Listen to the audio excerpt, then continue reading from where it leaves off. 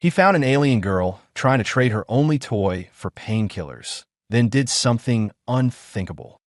The concourse of Lyran Spire gleamed under white lights that never flickered. The air smelled of antiseptic and recycled air, too clean to feel alive. Boots clicked on polished floors as people passed, polite, efficient, blind. Kale Rohr noticed what others didn't. A small girl stood at a pharmacy counter, her head barely reaching the edge, a cracked glow orb clutched tight in her purple hands. She had long, tangled yellow hair that caught the light like wire filaments. Her voice trembled, but she tried to keep it steady. "I can trade," she said. "Please, just one dose. My mother can't stand." Her tone was too calm for someone her age. Desperation forced maturity early. The human clerk behind the counter didn't bend down or even meet her eyes. "No credit, no prescription. Move along." Kale watched from 3 paces away, jaw tightening. He'd seen cruelty before, but this quiet dismissal cut deeper than open violence. The girl pressed the glow orb forward. "It's my only toy," she whispered. "You can sell it. Just one stripe vial." The clerk's hand moved toward the alarm switch. "Step back now." Kale's voice came out low, steady. "You won't touch that alarm." The man froze and turned. His gaze hit the insignia band on Kale's wrist, regulatory oversight, high clearance, and his tone shifted instantly. "Inspector, sir, is there an issue?" Kale stepped closer, coat brushing his knees. "Yes. Explain why you're denying emergency medication to a child with a dependent in distress." She's not human," the clerk stammered. "Station policy. No subsidy class." There it was, the excuse every coward hid behind. Kale crouched to the girl's level. "What's your name?" "Leary," she said, voice fragile but honest. "Where's your mother?" Leary pointed to the shadow beneath a structural pillar. Kale followed her gaze and froze. A woman sat slumped against the column, her skin a bruised violet sheen with faint silver marbling. Long yellow hair spilled across her shoulders and onto the floor. She wore a dark wrap that might once have been ceremonial, now torn and dirt-streaked. The fabric clung to her body, slipping off one shoulder, exposing the outline of her ribs. She breathed in shallow, erratic pulls, the sound too thin, too fast. Kale recognized the signs. Curie's Bloom syndrome, toxin exposure from unfiltered vents. Treatable, if anyone cared. He turned to the clerk. "Pack Curelase vials. Full adult course. Nebulizer strips. Stabilizer patches." The man hesitated. "Sir, that stock's reserved." Kale's tone cut like a blade. "For people who are dying in my jurisdiction. Move." The man obeyed, fumbling to load a case. Kale keyed his ident, authorizing the charge. He didn't blink at the credit deduction. Leary tugged at his coat as he approached her mother. "She shakes a lot. I try to help her breathe." Kale knelt beside the woman. "Saris Laren?" he asked, already fitting a mask to her mouth. Her eyes opened, clear green with ringed pupils, wary and tired. "I can't pay," she rasped. "She shouldn't have bothered you." "Don't talk," he said softly. "Breathe." She tried to pull her wrap higher, ashamed of her exposed skin. Kale looked away, giving her space but keeping one hand steady on her shoulder to keep her upright. "Why?" she asked between breaths. "Why help me?" He met her gaze. "Because I can." The inhaler hissed, releasing faint vapor. Her muscles relaxed, tremors easing. Her color began to return. Behind them, 2 security officers appeared. Polished armor, neutral expressions. One spoke with clip precision. "Inspector Rohr, those individuals are unauthorized. We need them removed for processing." Kale stood slowly, his frame blocking their view of Saris and the girl. "They're witnesses in a medical fraud investigation," he said, flashing his ID. "Interfere, and I file obstruction under your names." The first officer hesitated. The second shifted uneasily.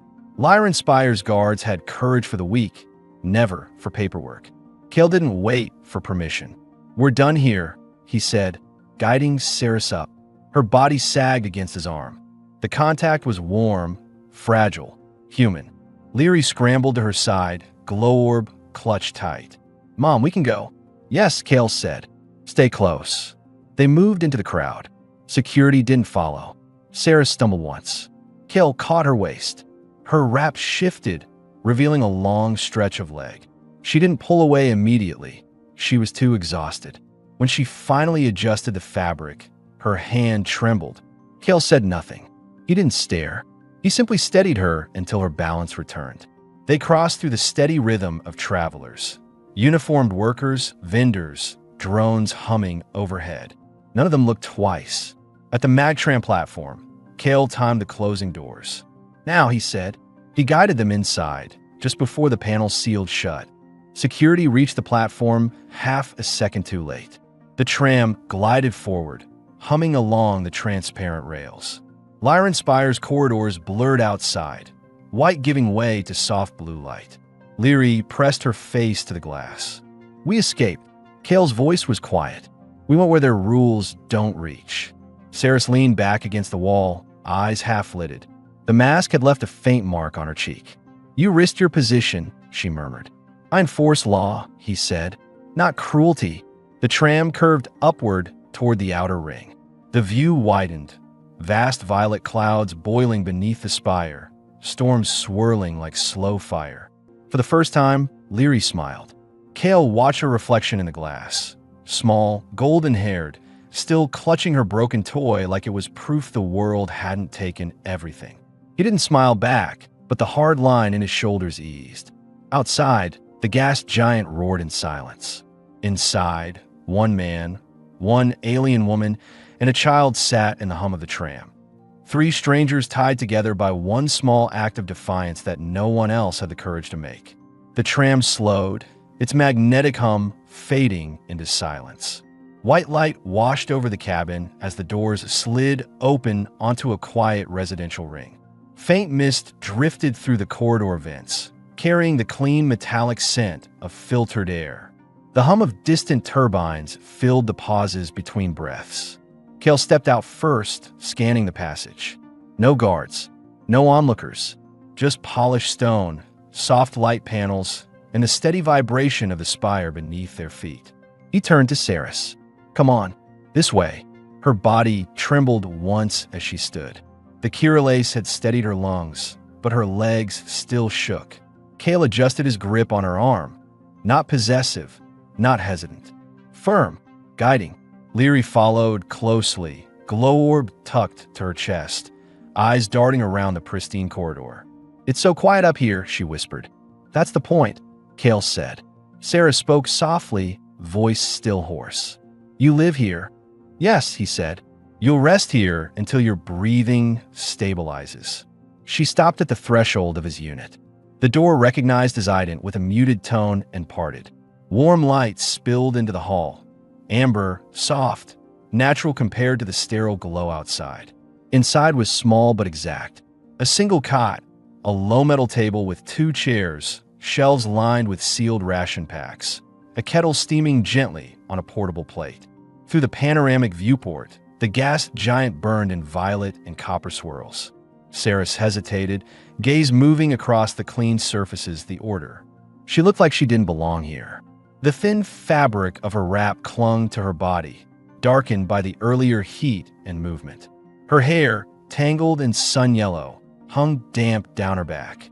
Kale stepped aside. Sit. I don't want. Sit, he repeated, calm but absolute. Leary tugged her mother's hand. Mom, please. You're shaking again. Saris gave in and sank onto the cot. The sound of her exhale was half relief, half humiliation. Kale crouched beside a cabinet, pulling out a fresh inhaler, a packet of stabilizer patches, and a small bowl. From a sealed tin, he poured pale broth that shimmered faintly green under the light, the scent of root herbs and boiled meat rising with the steam. Eat first, he said, then medicine. Leary blinked at the bowl. That's real food. Zyron stock, Kale said. Not synthetic. Helps with nerve repair. Saris frowned. You feed strangers often? No, he said. I treat patients who shouldn't be dying. Her hand brushed against his when she took the bowl. Her skin was hot from fever. You're a medic? He said, returning to his console. Frontier Response Corps. Now I check shipments and report violations. Less blood, more paperwork. Leary tilted her head. So you used to save people, but now you watch boxes? Cale looked over his shoulder, a faint smirk ghosting across his mouth. Something like that. Sarah sipped carefully. The broth scalded her tongue, but warmed her chest. Her eyes closed for a moment. It's strong, she murmured. You could sell this and live comfortably. I do live comfortably, he said. In silence, she replied.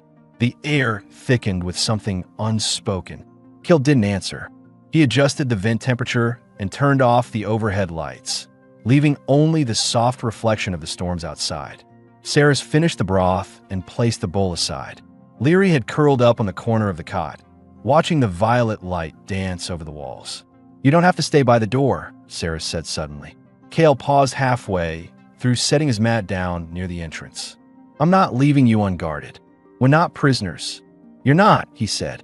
But tired people fall. I'd rather catch you than explain broken ribs to the board.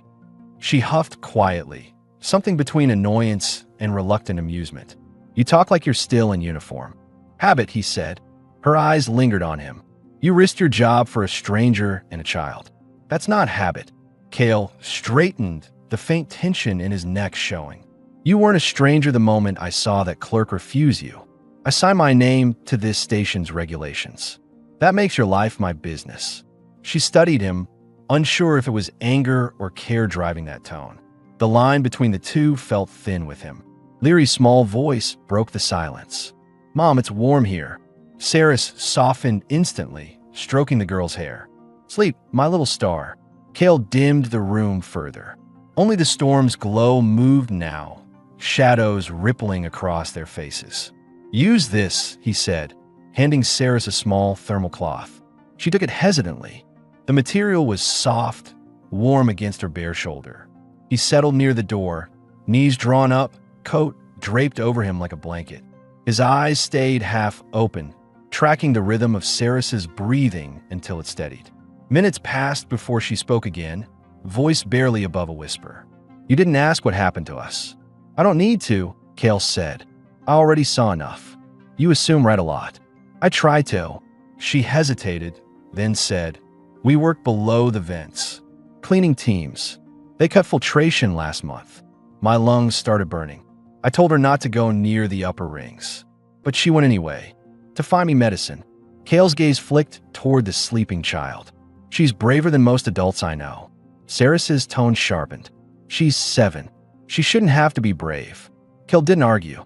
He reached into his pocket and placed something on the small table, a sealed pack of dried meat slices. For tomorrow, he said. You think we'll still be here tomorrow? Yes, he said simply. He turned off the light completely. The room sank into the soft pulse of the gas giant's reflected glow. Saris lay back, her arm draped protectively over Leary. She watched Cale's silhouette near the door. The stillness, the control, the faint exhaustion that even discipline couldn't hide. She whispered, If you touch us while we sleep, I'll kill you. Cale's voice came steady dry. Good. Means you're still fighting. A silence settled.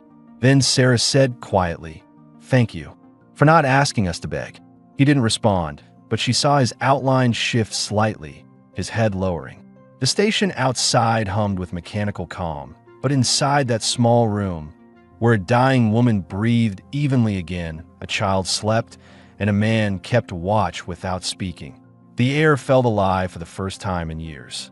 Morning light bled through the viewport, pale violet from the storms below. The air inside Cale's unit was warm, tinged with the scent of broth left on low heat. Quiet mechanical hums came from the wall vents, blending with the faint rhythm of Saris's breathing. Cale had already been up an hour.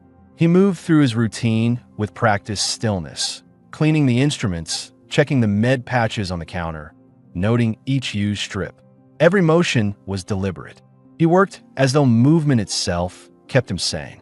Behind him, Sarah stirred.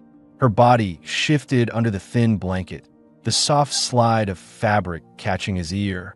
She blinked slowly, adjusting to the light. For the first time in weeks, she didn't wake coughing. Her eyes found him. You don't sleep much. Cale glanced over his shoulder. Enough. You mean not at all, she said, voice still rough but stronger. He said nothing, returning to his task. Sarah sat up, her long yellow hair tangled against her bare shoulder. The thin wrap she'd slept in clung to her thigh, creased and loose. She fixed it, aware of his presence, then studied the space properly for the first time. Everything was clean, precise, no clutter, no signs of another life. "Where's your family?" she asked. Cale didn't look up. "Haven't had one in years. By choice. By circumstance," he said quietly. The core didn't leave much room for it. Saris tilted her head. "You were a soldier. Field medic," he corrected. "Different kind of damage." He reached for a small pot and poured a portion of warm broth into a metal cup, setting it on the table near her. "Drink this before you stand." She hesitated, then wrapped her fingers around it. Her nails were chipped, skin along her knuckles still raw from old work burns. The steam brushed her face, carrying the smell of meat and salt. "You feed people like this often?" "Only the ones still breathing," he said. Leary's voice broke the quiet. "Mom, is he being funny?" Cale turned slightly, surprised to find the girl awake.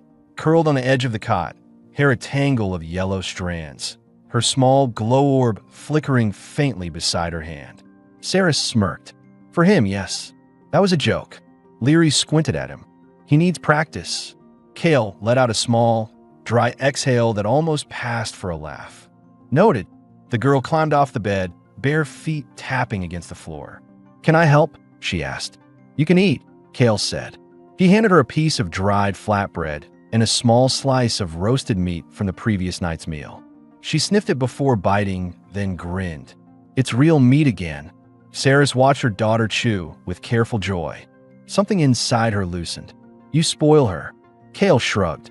Small price for peace and quiet. Saris leaned back against the wall. Her skin had regained color. The faint gray pallor under her eyes was fading. But her voice carried an edge.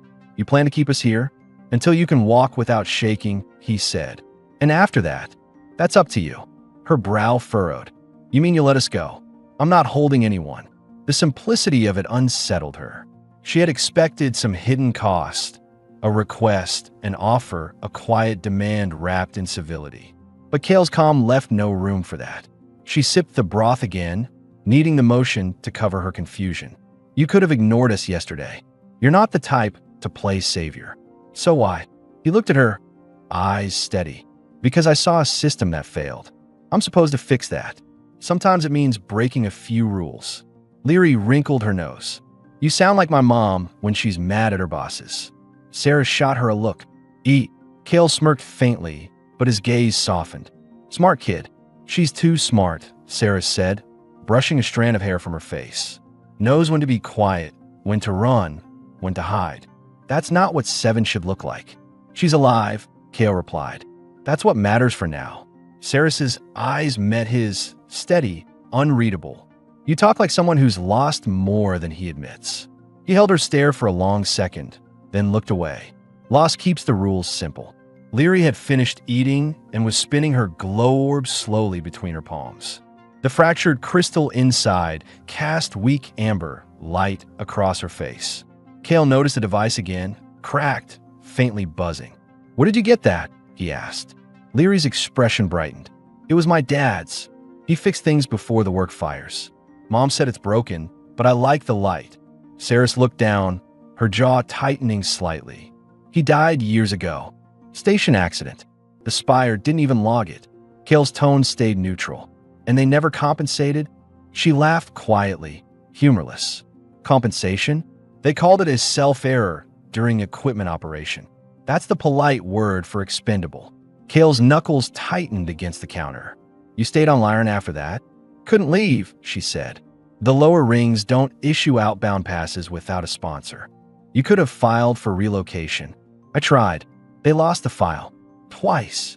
Cale didn't respond, but his silence was full. He moved back to his console and started typing commands. Authorization logs, request records, search protocols. His jaw set like he was preparing to dig until something broke. Saris watched him, half wary, half curious. "What are you doing?" "Checking who denied your relocation," he said. "You can't fix everything." "I can fix this," he said. Her lips parted slightly. For a man who spoke like a wall, He could be unexpectedly reckless. She wasn't sure whether to admire it or fear it. Leary yawned, rubbing her eyes. Can we go outside later? Kale turned from the screen. You can walk the observation band, but stay in sight. The floor sensors don't like unregistered signals. I'll stay close, Leary promised. Saris rose slowly, holding the wall for balance. Her legs steady beneath her, stronger than the night before. Kale caught her movement from the corner of his eye and stepped closer, ready to help if she faltered. I'm fine, she said. He didn't argue. He just stood near enough that she felt safer without admitting it. She crossed the small space to the viewport. The sight of the gas giant filled her vision, violet and storm-wrapped, clouds churning in endless motion. I've never been this high, she said. It looks alive. Kale came to stand beside her. It is. Every current down there has its own pattern, just slower than we think. She looked at him sideways. You study storms now too? I watch, he said. Same skill, different view. The light from the viewport reflected off their faces, his calm and controlled, hers still fragile but lit with faint color. Leary pressed her hands against the glass. It looks like soup, she said softly. Purple soup. Sarah smiled faintly. You and your food metaphors. Kale rested his hands on the railing. It's not a bad description. The quiet between them wasn't heavy. It felt like something new, peaceful if temporary. After a long pause, Sarah said, You said I could leave when I can walk. But if I walk out now, where do we go? Kale's answer was steady. Then you stay until you have somewhere better. Is that a rule? It's an offer. She studied him again. The line of his jaw, the small scar near his throat, the stillness that looked more like endurance than calm. You make dangerous offers, Kale roared. He turned toward her, eyes narrowing slightly. Only to dangerous people. Their eyes locked for a breath too long. Then Leary giggled suddenly, shattering the tension. You're both weird, she said. Saris blinked, caught between laughter and denial. Kale exhaled, shoulders easing. Eat again before you say more, he told the girl. As Leary ran to grab another piece of flatbread, Saris leaned against the window, arms folded. You could have left us down there and gone on with your clean life. I did once, Kale said, and I still see her face when I close my eyes. The weight in his voice told her it wasn't about her. She didn't ask. The storms outside flared brighter, reflecting off the walls in streaks of purple and gold. Saris lifted her gaze toward them and whispered something in her native tongue, a quiet vow that the air swallowed whole. Kale caught the tone, but not the words. He didn't press. The morning passed with small noises, Leary humming to herself, the hiss of the kettle reheating, Saris moving carefully through the room, testing strength she hadn't trusted in weeks. For the first time, Kale let himself sit down at the table with them. He didn't say it out loud, but it felt like the beginning of something deliberate, an arrangement no policy could define. And when Saris met his eyes again, she didn't look away. The next morning began without alarms or noise, just the steady hum of ventilation and the pale shimmer of gaslight spilling across the floor. Kale stood at the cooking plate, sleeves rolled up, watching thin strips of meat sear on the pan. The air smelled faintly of salt and pepper oil, a smell that didn't belong to the sterile world outside. Saris was awake, half sitting on the cot, her hair loose around her shoulders, catching soft gold in the light. The fever was gone. The faint violet tint under her eyes had faded. Her body still looked lean from ration scarcity, but strength had returned to her posture. She had tied a spare shirt at her waist with her sash, the hem brushing against her thighs when she moved. It was practical, but not modest. Her culture's sense of comfort was bolder than human norms. Kale caught himself glancing once, then focused back on the pan. You'll want food before you try walking far, he said. Sarah stretched, slow and deliberate. You always feed the people you rescue? Only the ones who still need it, he said. Leary appeared from the back alcove, yawning, her glow orb tucked under one arm. It smells good. Real meat again. Kale handed her a small plate. Striped grain bacon. Try not to inhale it this time. I don't inhale, Leary protested, mouth already full. Sarah smiled faintly at her daughter's defiance, then glanced at Kale. She likes you. That doesn't happen often. She's polite when she's hungry, Kale said dry. The rest of the time, we'll see. Still, Sarah said softer now. She trusts you. She doesn't even trust the med drones down below. I'm not a drone, he said. No, she replied. You're worse. You think too much. He turned off the burner, set his plate down, and faced her. Thinking's kept us alive this long. Sarah tilted her head, studying him. You talk like someone who's been on both sides of authority. Which are you better at, obeying or disobeying? Kel didn't answer right away. He poured himself a cup of Froland seed coffee, the steam curling into the light. Disobedience gets results, he said finally, but costs more. Always does, she murmured, looking down at her hands. Her tone changed the air. He noticed how quiet the room had become, the subtle heaviness that followed when truths pressed too close. Leary hummed softly, unaware, tracing patterns in the condensation on her glass. Kale stepped closer to Saris. You said you worked the vents, he said. Which sector? Lower 7. Waste heat channels. He frowned. Those were supposed to be closed after the last leak. Supposed to, she said. But people still live there. Work still needs hands. The company sends collectors, not inspectors. Kale's jaw tightened. He'd signed those closure orders himself years ago, back when he still believed paperwork could save lives. How long were you down there? Too long, she said. Long enough to learn the smell of melting filters. He caught her expression, a flicker of shame she tried to hide. He didn't push. He simply placed a glass of clean water beside her. You're out now. She met his gaze, wary but steadier than before. You keep saying that like it's permanent. It can be, he said. Her lips twitched, unsure whether to believe him. Leary climbed onto the chair between them, legs swinging. Can we go outside today? I want to see the clouds again. Kale nodded. Stay close. They stepped into the corridor together an hour later. The outer ring walkway curved in a wide arc around the spire, bordered by a low glass barrier and small planter rails filled with climbing ferns. Below, the gas giant roiled, vast and alive. The air here was different, lighter and warmer. People walked in slow, steady rhythms, workers, technicians, children in clean uniforms. No one stared long. A few noticed Saris's purple skin and turned away politely, the way people do when politeness masks discomfort. Saris adjusted her sash higher on her waist. You bring alien women here often? She asked, voice casual but sharp. Never, he said. So we're your first scandal. Possibly my last. She almost smiled. That sounds like regret. Sounds like math, he said. 2 against the crowd doesn't scale well. 3, Leary said, gripping his hand suddenly. You forgot me. Kale looked down at her small fingers. You're hard to forget. Saris watched that, his hand steady, her daughter's trust absolute, and something in her chest tightened. For a second, she looked away, the stormlight reflecting in her eyes like wet glass. They reached the outer promenade where small food stalls lined the walkway. Kale stopped at one that roasted meat strips over open heat coils. The vendor looked up, surprised to see him. Inspector Roar, the man greeted quickly. Didn't expect. 2 portions, Kale said. Extra salt. Saris caught the vendor's wary glance in her direction. The man hesitated before packing the order. Problem? Kale's tone was quiet but dangerous. The vendor shook his head. No, sir. None. Leary pressed her face against the display, watching the meat sizzle. It smells so good. Saris lowered her voice. You really enjoy intimidating people, don't you? He looked at her without expression. Only when they forget what fairness looks like. He handed her a skewer. The metal stick was hot, the meat glistening with oil.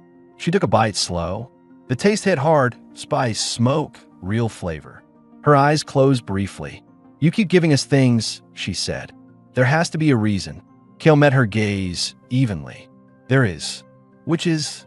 He stepped closer until they stood nearly shoulder to shoulder. Because I don't like seeing people broken in a place that calls itself civilized. Her heart thudded once, sharper than expected. She masked it with another bite. You say that like you still believe in civilization. I believe in people, he said. That's enough. A gust of air swept across the walkway, carrying faint static from the lower turbines. Saris's hair lifted, brushing his shoulder. For an instant, He didn't move. Leary broke the silence with a mouthful of food. If we stay here forever, can we have our own cooking coil? Cale blinked, caught off guard. That depends. You plan to pay rent. I can clean, she said, grinning. Mom says I'm very fast. Saris laughed under her breath. She's not lying. Cale handed her a napkin. You don't owe me chores. Saris took it slowly. That's the first time anyone said that to us. Then remember it, he said. They walked back as the artificial day dimmed.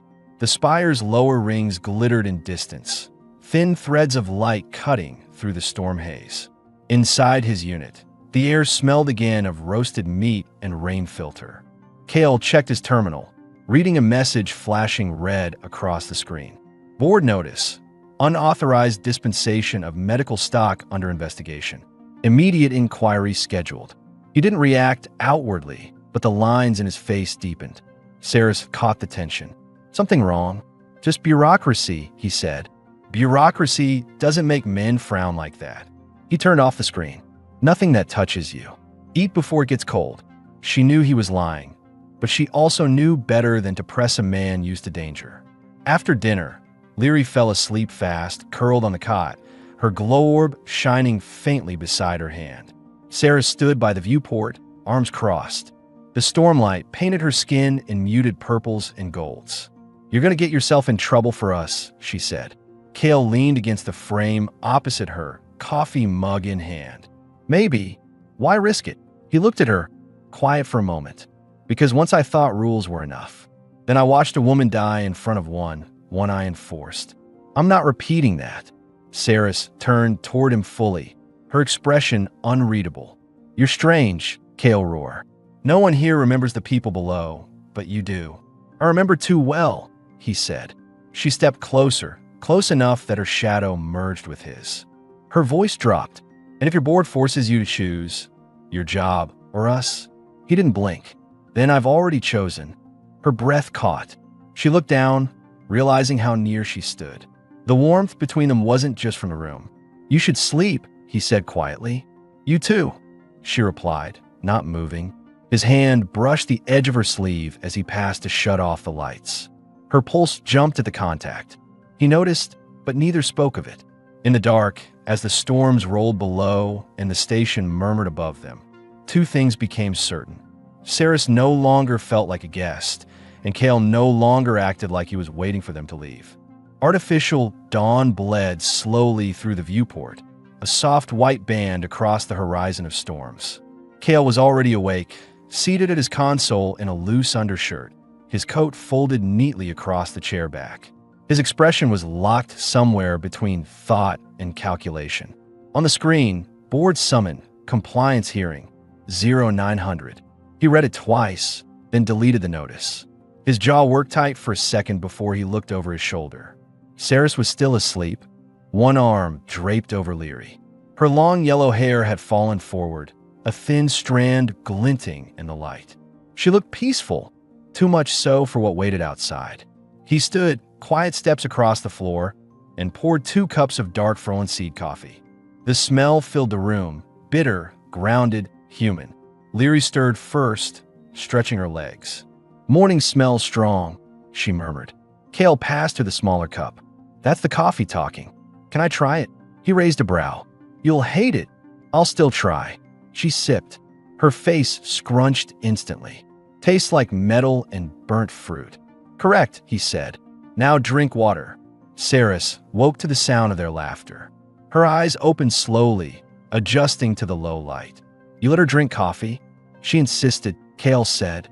She insists on eating soap if it smells good, Saris muttered, pushing herself upright. Her movement was smoother now. No tremor in her limbs, no coughing. The cuirass had done its job. She tied her sash tighter over the shirt, one bare shoulder catching the faint light from the viewport. Her legs, once shaky, now carried her easily. Cale noticed.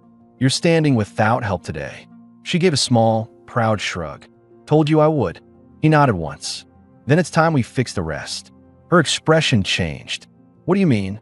I have to report to the board this morning, he said. They'll ask questions about the medication, the housing, the 2 people under my name who aren't on any registry. Saris's posture stiffened. So they know we're here. They know everything, Kale said. But they won't decide for us. She folded her arms. What if they order you to evict us? Then I won't, he said simply. The answer was so calm it startled her. You'd risk your position, your home. For this? She asked quietly. I've lost worse things, he said. Leary frowned, sensing the tension. Are they bad people? They're just scared of blame, Kale said. That makes them dangerous, but predictable. He checked the chrono on the wall. I'll be gone 3 hours. Door will stay locked. Don't open it for anyone but me. Sarah stepped closer, brows drawn. If something happens, it won't, he cut in gently. But if it does, you take Leary and head for the observation lift. Level 12, East Junction. It connects to the maintenance trams. You remember the path. I remember, she said. He met her eyes, long enough for both to understand what wasn't said. Then he left. The door sealed behind him with a soft hiss. The hum of the corridor returned. Sarah stood in the quiet, staring at the blank wall where he'd disappeared. Her stomach twisted in a way she didn't like admitting. Leary tugged at her hand. He'll come back, she said with a certainty that didn't belong to her age. Sarah forced a small smile. I know, but she didn't sit still. She cleaned the small space, straightened Kale's desk, organized the med strips. Every movement was precise, almost ritualistic, her way of keeping the silence from growing too large. When the meal coils beeped, she opened a pack of preserved meat slices, seared them lightly in the pan, and stirred in chopped Orvan roots. The smell of cooking filled the unit, strong, savory, alive.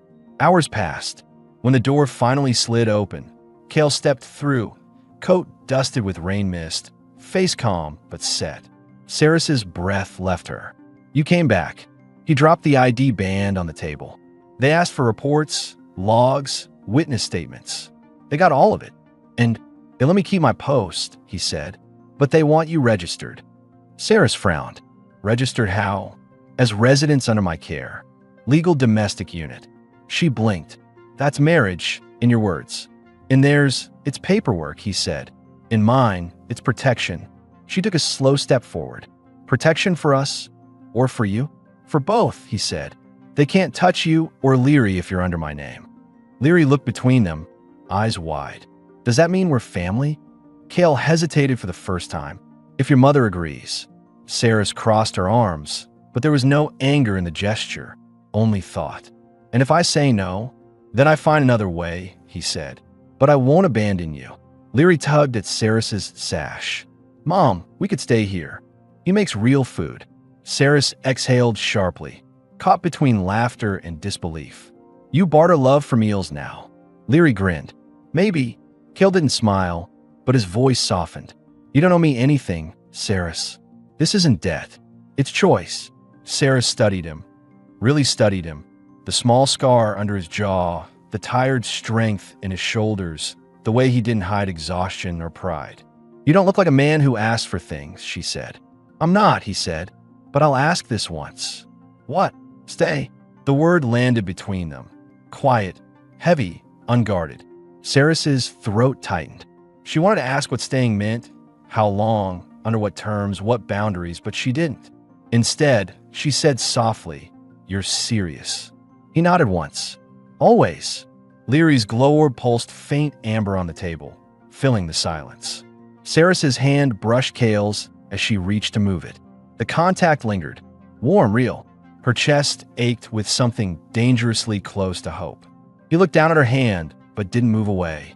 For a long moment, the hum of the spire was the only sound. Then she whispered, If I stay, I do it on my own terms. That's how it should be, he said. She gave a small nod. Then start teaching me how to breathe here. Kale turned back to the counter, voice low, steady. First rule, don't ask permission to exist. Her eyes lifted. And the second, he met her gaze. Eat before your food burns. She laughed then, short, unexpected, real. It was the first sound that felt like home. The night pressed soft and violet against the glass. The storms below glowed faintly like slow lightning buried under clouds. Inside, the air smelled of roasted meat and salt. Kale stood by the counter with his sleeves rolled up, rinsing the plates under a narrow stream of recycled water. Saris dried them silently beside him, her long yellow hair falling over her shoulder, strands brushing her collarbone each time she reached for a plate. Leary had fallen asleep early, curled up near the viewport with her glow orb in her hands, the weak amber light pulsing in rhythm with her breathing. The quiet between Kale and Saris wasn't cold. It was careful, stretched thin with words both of them were trying not to say. Kale broke it first. "You didn't answer me before." Saris's fingers paused on the towel. "About what?" "Staying," he said simply. She set the plate down. "I'm still deciding." He glanced sideways at her. "You've already been here 4 days. That's not the same as belonging." "No," he agreed, "but it's a start." Saris leaned back against the counter, crossing her arms. "I don't know how to live without waiting for someone to take something away. Even now, when it's quiet, I keep listening for boots in the hall." Kale dried his hands. "That stops eventually. When you believe it's allowed to." Her mouth twitched at that, half smile, half disbelief. "You talk like someone who's had practice losing things." "I have," he said. She tilted her head. "Family unit," he said. 3 people, mining emergency off Fahrenheit. We were evacuating a pressure deck. The airlock seals failed. Saris didn't interrupt. His voice was steady, but his hands had gone still. "I tried to hold the seal closed until the override engaged," he said. "It didn't." She waited. When it was done, the board logged it as mechanical failure. They sent me back with a commendation. Saris's eyes softened. "You saved people." "I didn't save enough," he said. "That's what I remember." For a long moment, neither spoke. The air between them changed. Not pity, but recognition. She understood what it was like to live inside a system that rewarded endurance instead of care. "Leary still has dreams about fire," she said finally. "When the filters burned, the whole lower hall went red. I told her it was just light, not flame. She stopped believing me the next day." Kale nodded slowly. "Children remember more than they should." "Adults too," she said quietly. Kale reached over, refilling her glass with water. His sleeve brushed her wrist. She didn't pull away. She took a slow sip, then set it down. "If we sign your registry, it means more than paperwork. It means being seen as yours. People will talk." "They already do," he said. "And if your superiors demand you reverse it, then they can find another auditor." Her breath caught slightly at his tone, calm, final. She realized he wasn't bluffing. He'd already made peace with losing everything that wasn't them. "You're a strange man," she said softly. "Strange keeps you alive on Lyran," he said. She smiled faintly, brushing her hair back. "You don't flinch when I argue." "Would it help if I did?" "Maybe," she said. "I know I could win." Kale's lips curved just slightly. "You already did. You're still here." The room fell into easy quiet again. Outside, the gas giant's glow shifted from violet to deep orange, light rippling across the floor. Sarah stepped to the viewport. Her reflection shimmered faintly on the glass, tall, graceful, wrapped in his shirt and her sash, bare feet silent against the metal. Her voice came soft. "What happens to people like us if you stop fighting for us?" Kale leaned on the counter, watching her reflection too. "Then someone else learns to stand up. That's the point." She turned her head slightly, looking at him over her shoulder. "You think too highly of people." "No," he said. "Just enough." Her gaze lingered on him. The light framed him in muted gold, casting faint lines across his face. He looked tired, older than his years, but grounded. Solid. "Do you ever stop watching everything?" she asked. "Habit," he said. "Old training. Does it ever switch off?" He hesitated. "Only when I'm sure the world won't break something I care about." The honesty in it pulled something taut in her chest. She looked back out at the storms. "That's a dangerous promise," Kale roared. He walked closer until he stood just behind her, his reflection now overlapping hers on the glass. So is silence. She turned slowly to face him. The distance between them was a breath, no more. Her voice lowered. "If I stay, you stop calling it protection. I don't want to live in someone's shadow again." He nodded once. "Then we build something that has no shadow." Her pulse raced. She hated that he noticed. His gaze flicked to her lips for a fraction of a second before he looked away. She exhaled. You're careful. Too careful. Careful keeps things real, he said. And I'm not here to own you. Her eyes softened, and for the first time, she let herself believe that might be true. Behind them, Leary murmured in her sleep, turning over, the glow orb dimming as her fingers loosened around it. Saris whispered, "She's starting to sleep through the night again. Because she feels safe," Kale said. "Because of you," she added. He looked at her then, not as an inspector, not as a medic, but as a man. The air thickened with unspoken things neither of them were ready to name. Saris broke the tension first. "We'll go to registry tomorrow." Kale's voice was low. "You're sure?" She nodded slowly. "If I'm going to be tied to someone, it'll be the man who doesn't ask me to bow first." Kale's jaw flexed once, something fierce and quiet behind his eyes. "Then it's decided." She turned toward the bed, but paused in the doorway. "You'll still sleep by the door?" He gave a small, tired half-smile. "Old habits die last." "Then maybe I'll move the bed closer," she said. He looked up sharply, surprised, but she was already walking away. The light flickered across her back as she slipped beneath the blanket beside her daughter. Kale watched her for a moment longer before dimming the lights. He sat by the door, same as always, but for the first time in years, he didn't feel like he was guarding. He felt like he was waiting for morning. Morning came pale and silver. Light filtered through the viewport and glinting off the polished steel of the floor. Kale was already up, fastening the collar of his dark jacket, his ID band freshly charged at his wrist. The quiet hum of the spire outside felt heavier today. Saris woke to the sound of him checking his datapad. Her hair was a tangled curtain across her face. She pushed it back, eyes narrowing slightly in the bright light. "You're dressed early," she said. "I sent a notice to the registrar," Kale replied, adjusting the strap of his coat. "We have a slot in 2 hours." Saris sat up slowly, rubbing her eyes.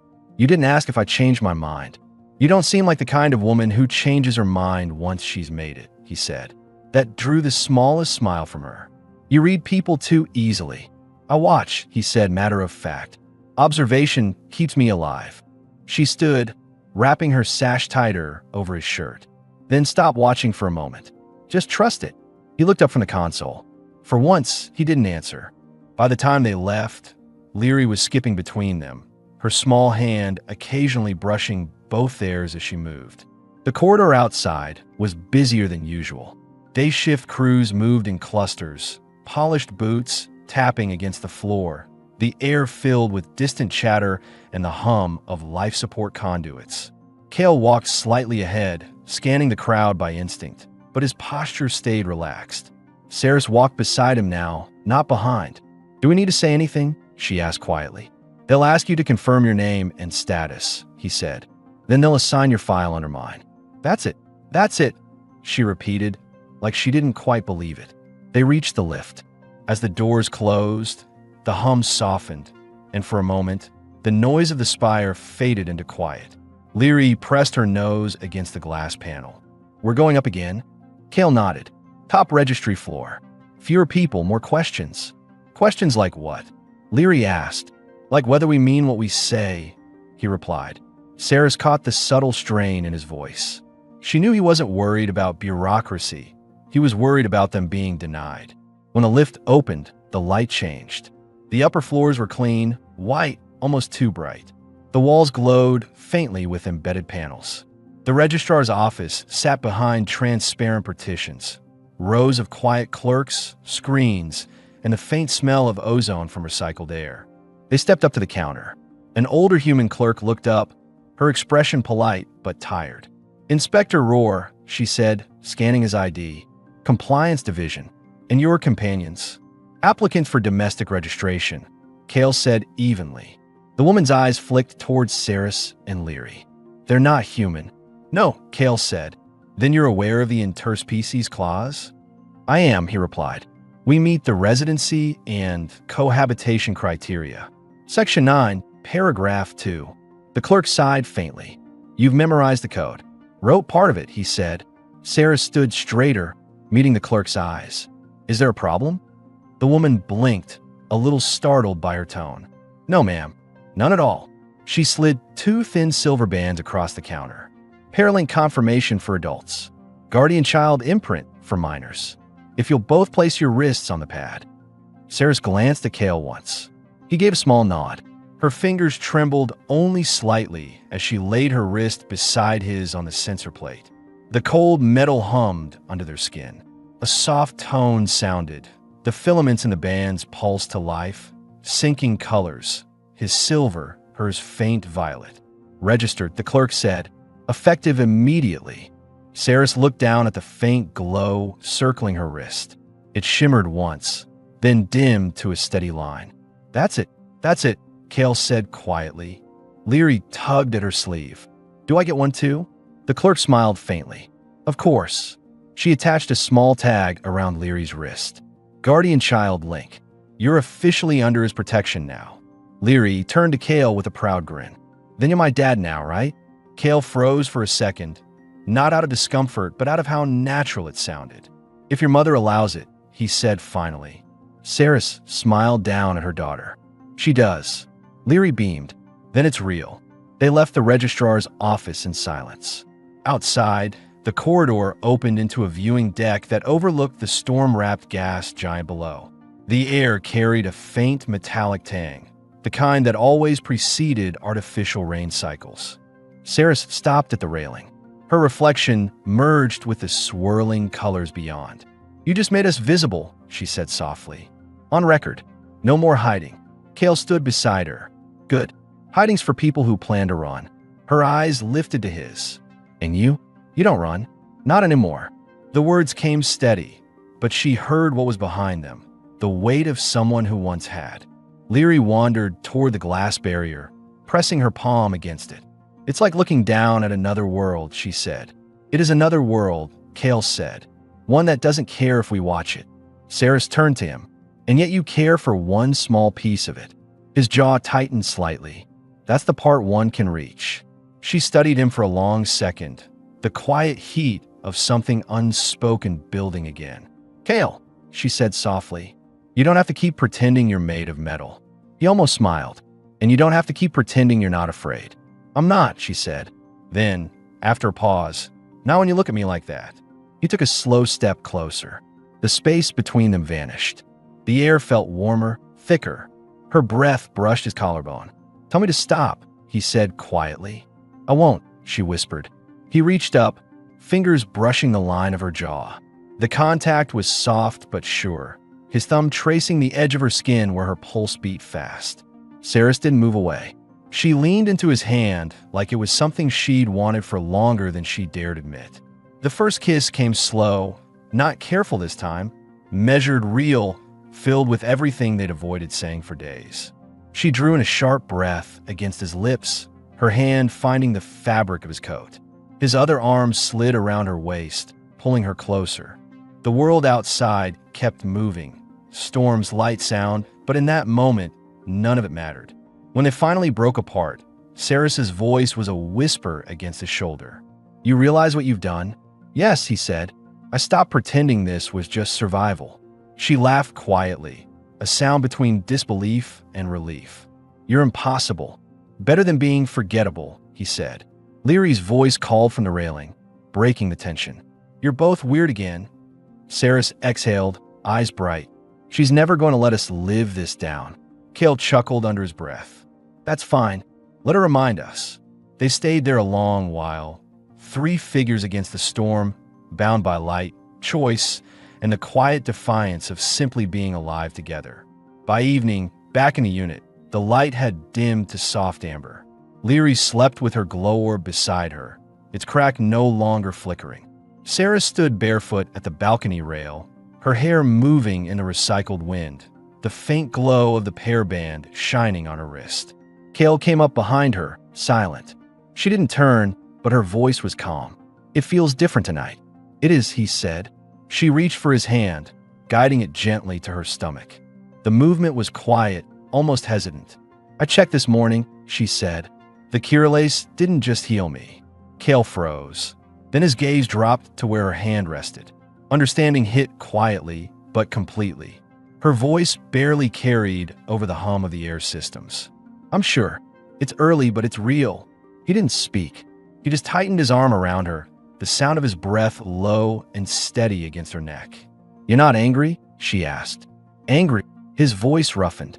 "Saris, you just gave me something I didn't think I'd ever deserve again." Her eyes softened, and for the first time since the day he'd met her, her expression held no fear. Below them, the storms of Lyran rolled slow and endless, reflecting faint light against the window. Inside the small unit, the world felt still, anchored in warmth, breath, and the quiet promise of more. Kale pressed a soft kiss to her shoulder. "Then it's decided," he murmured. She smiled, hand over his. "We stay." And for once, in a city that had taken too much from both of them, staying didn't feel like surrender. It felt like victory. Morning light rippled through the thin, white curtains, painting soft gold across the floor. The storms below Lyran moved slower today, vast and quiet, like the planet itself was resting. The hum of the habitat's life systems blended with the faint crackle of the kitchen coils heating breakfast. Kale stood at the counter in his undershirt, bare feet against the cool metal. He moved with the same quiet precision as always, cutting thin slices of meat, stirring Orvan roots into a simmering pan, steam curling upward in thin silver ribbons. His pear band glinted faintly in the light as he turned the food. Behind him, Sarah stepped out from the alcove, wrapped in a soft teal robe she had made from scavenged fabric and Kale's spare shirt pieces. Her long yellow hair hung damp from a shower, falling over one bare shoulder, drops of water tracing the line of her collarbone. "Smells like you actually measured the salt today," she said, voice warm and still half sleeping. Kale glanced back at her.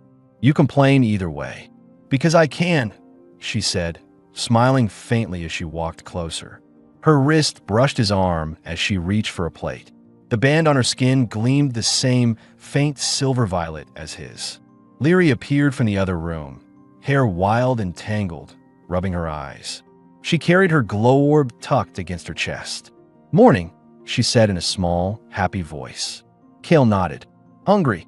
She climbed onto the stool and nodded eagerly. "Starving." He set her a plate, thin strips of seared meat and warm root mash, and placed a smaller cup of cooled frozen seed milk beside it. Leary leaned forward, inhaled the steam, and smiled. "You make food like it's magic." Saris laughed softly. "It's not magic, little one. It's discipline."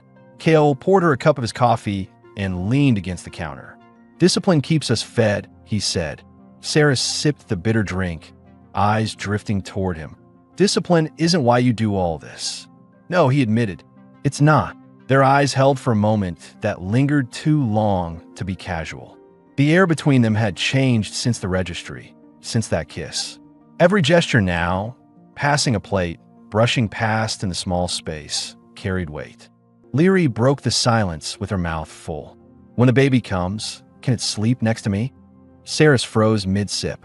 "You," she began, then glanced at Kale. He looked calmly at the girl. "How long have you known?" Leary shrugged. "You keep touching her stomach like it's special." Saris exhaled through a half-laugh, setting her cup down. Nothing escapes her. Kale crouched next to the stool. "If you want, yes. But you'll have to help teach it things." "I can't," Leary said proudly. "I'll tell stories and feed it soup." "Good," Kale said. "Then we'll make that your first job." Saris's face softened as she watched them. She had spent half her life waiting for the next cruelty. Now, in this quiet room, she watched two people plan a future without fear. Later, when Leary went to the balcony with her glow orb, Saris stayed behind, leaning against the table. "You didn't look surprised when she said it," she said. "I knew," Kale replied, sliding the knife into the rack. "Your pulse changes when you're near heat sources. Classic early sign." She raised an eyebrow. "You diagnose people in your sleep too?" "Occupational habit." Her expression softened. "You're calm about it." "I've had a lifetime of noise," he said. "Calm is the reward." She reached across the counter, fingers tracing the scar along his forearm. "And if the board finds out? A human fathering an unregistered child, half alien, half you. Then they'll write another report," he said. "And I'll ignore it." She smiled faintly, but her voice lowered. "You can't ignore everything, Kale." He met her gaze. "No, but I can choose what's worth fighting for." Her eyes shimmered slightly in the light. "You really mean to stay in this fight, don't you?" He stepped closer, close enough for her to feel the quiet strength in his presence. "Saris," he said softly, "I'm in it the day you asked what happens if I have to choose. I already did." The tension melted. Her breath caught, and she leaned forward, forehead against his chest. His arms folded around her, slow and deliberate, his chin resting lightly on her hair. For a moment, the world shrank to the sound of heartbeats, the hum of the station, the faint smell of warm food and skin. Outside, Lyri's laughter echoed against the glass as she held her glow orb high to catch the light from the gas giant below. Kale murmured quietly against Saris's hair, "She's not afraid anymore." Saris smiled against his chest. "Neither am I." He pulled back just enough to look at her. "Then we're doing something right." She reached up, fingertips brushing his jaw. "You're going to be unbearable now, aren't you?" "Absolutely," he said, without hesitation. She laughed, and it was the same laugh that had once broken through silence and turned survival into something human again. That night, the stormlight outside burned amber, painting the walls in gold and violet. Lyri fell asleep early, curled up on the couch with her orb glowing softly beside her. Kale sat by the viewport, boots off, watching the endless clouds below. Saris came up behind him, wrapping her arms loosely around his shoulders from behind. Her skin was warm, her breathing slow. "Tell me something true," she whispered. He looked out at the swirling planet. "This isn't the life I planned," he said. "It's better." She smiled and rested her chin on his shoulder. "You're learning sentiment." "I blame you," he said. She traced a small circle on his arm. "Blame accepted." They stayed there for a long while, two silhouettes against an ocean of storms, until the faint hum of rain began to patter against the viewport, the spire releasing its artificial condensation cycle. The droplets streaked down the glass like soft silver veins. Kale turned his head, kissed her temple, and whispered, "Rest. You'll need it." She smirked lightly. "You sound like a medic again." He stood, taking her hand. "Just a man who likes seeing you breathe." She followed him toward the alcove, the dim light catching the faint curve of her stomach. She lay down, her back to him, his arms sliding around her waist. Outside, the rain deepened. The world felt smaller, safer, entirely theirs. Hours later, when the storms quieted, Lyri stirred on the couch, mumbling in her sleep, "No one takes my family." Kale heard it and smiled faintly in the dark. He looked at Saris beside him, her steady breathing, the soft glow of their bands where their hands touched, and let his eyes close. For the first time in years, he didn't dream of pressure alarms or lost faces. Only of morning light, 3 plates on the table, and a new heartbeat waiting to join them. Lyran's spire continued to hum, indifferent and vast, but in one quiet room high above the storms, a small family had rewritten what survival meant. And in that silence, Kale knew this was how humanity endured, not by conquest or command, but by kindness fierce enough to defy the world that forgot it.